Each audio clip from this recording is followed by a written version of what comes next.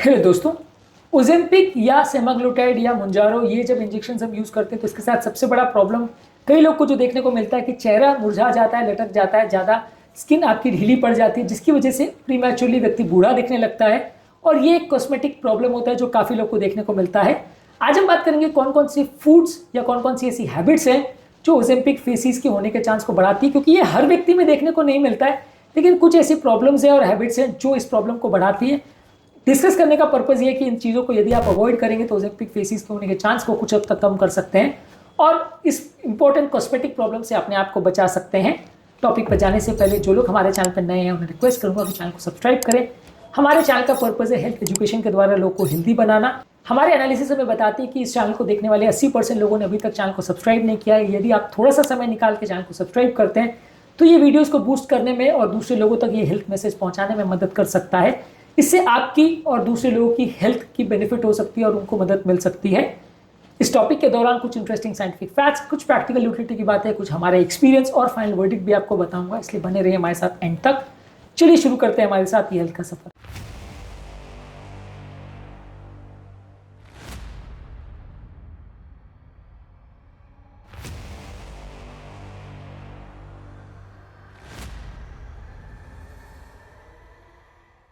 इस मामले में यदि आप बहुत लो प्रोटीन डाइट लेते हैं तो लो प्रोटीन की वजह से लीन मास बॉडी का कम हो जाता है और स्किन आपकी लटकने का चांस बढ़ जाता है, इलास्टिसिटी कम हो जाती है।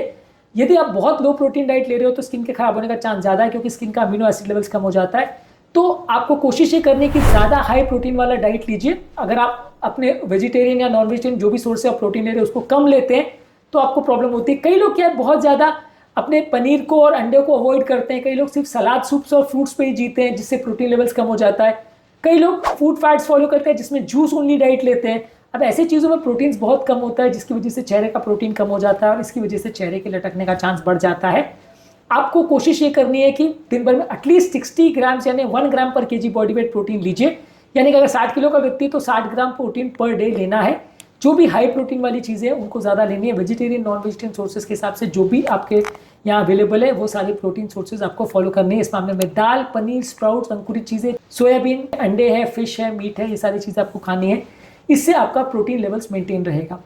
इसके अलावा अगर कोई व्यक्ति बहुत ultra low fat free diet लेता है तो इससे भी प्रॉब्लम होती है, क्योंकि हेल्दी फैट्स जरूरी होते हैं आपके चेहरे की थिकनेस को मेंटेन करने के लिए। यदि आप बहुत ज़्यादा लो फैट डाइट लेते हो तो चेहरा मुरझाने का चांस ज़्यादा रहता है। घी और ऑयल थोड़ी मात्रा में लेते रहना चाहिए, थोड़ा बहुत मिल्क लेते रहना चाहिए और थोड़ा बहुत हेल्दी फैट्स को लेते रहना चाहिए, यानी नट्स और सीड्स को लेते रहना चाहिए।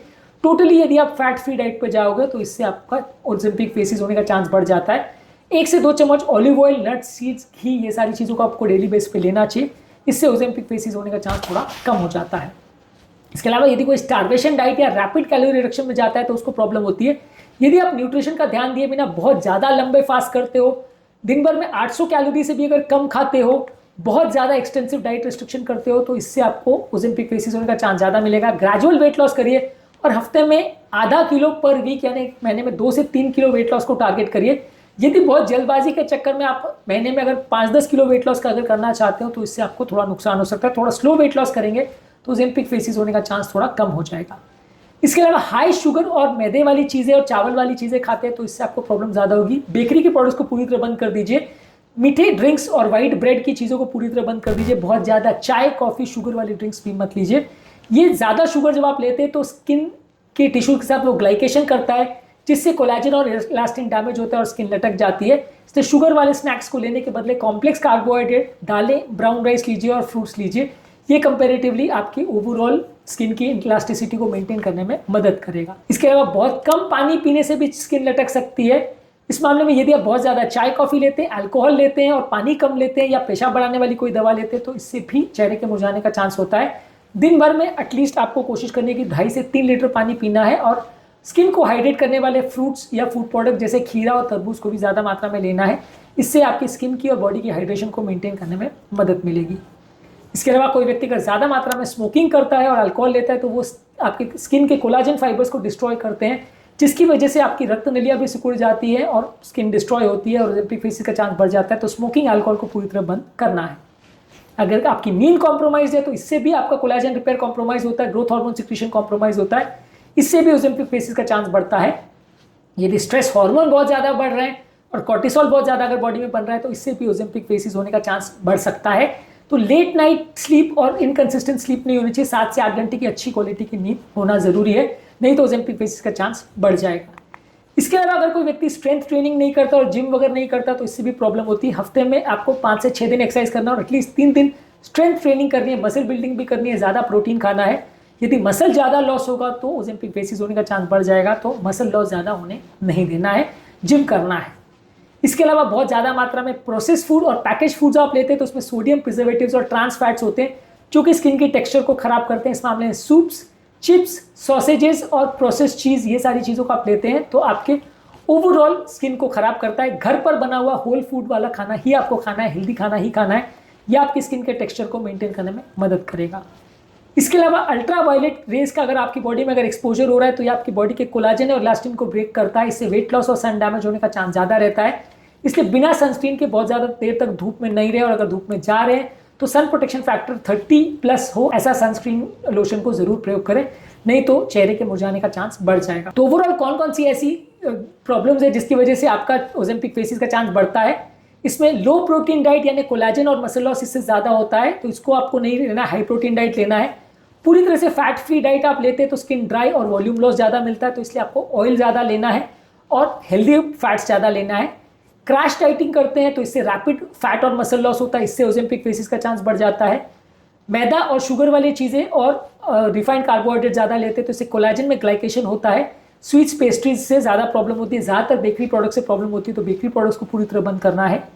डिहाइड्रेशन की वजह से भी स्किन श्रिंक होती है और डल हो जाती है, तो चाय, कॉफ़ी, अल्कोहल को अवॉइड करना है, पानी ज़्यादा पीना है। स्मोकिंग और अल्कोहल कोलाजन ब्रेक डाउन करता है, इससे भी ओजेम्पिक फेसिस का चांस बढ़ता है, तो इसको पूरी तरह से बंद रखना है। प्रॉपर नींद ना होना और मेंटल स्ट्रेस ज़्यादा होने से ग्रोथ हार्मोन कम होता है, इससे भी इस तरह के प्रॉब्लम्स होने का चांस बढ़ जाता है। रेगुलर एक्सरसाइज नहीं करते और जिम नहीं करते और मसल ट्रेनिंग नहीं करते तो मसल लॉस होता है और इससे भी ओजेम्पिक फेसिस का चांस बढ़ जाता है। प्रोसेस फूड यदि ज़्यादा मात्रा में लेते हैं जिसमें हाई सोडियम हो, हाई इन्फ्लेमेटरी प्रोडक्ट्स और प्रिजर्वेटिव्स हो तो ये भी इन्फ्लेमेशन को बढ़ा सकता है, तो इसको भी अवॉइड करना है। बहुत ज़्यादा यदि सन का एक्सपोजर हो रहा है, धूप में ज़्यादा जा रहे हैं तो ये भी कोलाजन को डैमेज करता है, तो बिना सनस्क्रीन के आप बाहर ना निकले। ये सारी चीज़ों को आप फॉलो कर सकते हैं यदि आप ओजेम्पिक फेसिस के चांसेस को कम करना चाहते हैं। तो बेसिकली हमने बहुत सारे वीडियोस में डिस्कस किया कि क्या क्या चीज़ें आपको करनी चाहिए, क्या नहीं करनी चाहिए यदि आप ओजेम्पिक फेसिस के चांस को कम करना चाहते हैं। कौन से खाने अच्छे हैं, कौन से खाने बुरे हैं, कौन सी आदतें अच्छी, कौन सी बुरी है, इस पर हमने ऑलरेडी वीडियोस किए, इन सभी वीडियोस को जरूर देख लीजिएगा। इसमें से सबसे यूजफुल और सरप्राइजिंग आपको स्टेप या टिप क्या लगी कमेंट सेक्शन में लिख कर हमें बताएं। उम्मीद करूंगा कि आज के टॉपिक में कुछ नई बातें जानने को मिली होगी। जो लोग हमारे चैनल पर नए हैं उन्हें रिक्वेस्ट करूंगा कि चैनल को सब्सक्राइब करें। हमारे चैनल का पर्पज़ है हेल्थ एजुकेशन के द्वारा लोग को हेल्दी बनाना, और इस मिशन में आप हमारे सहभागी बन सकते हैं। चैनल को सब्सक्राइब करके आपके कमेंट्स हमें जानने में मदद करते हैं कि आपको हमारा कंटेंट कैसा लग रहा है, प्लस हमारे लिए मोटिवेशन और इंस्पिरेशन का भी काम करते हैं। इसलिए कमेंट्स करते रहिए, वीडियोस को देखते रहिए, शेयर करते रहिए और हेल्थ के सफर में हमारे साथ आगे बढ़ते रहिए।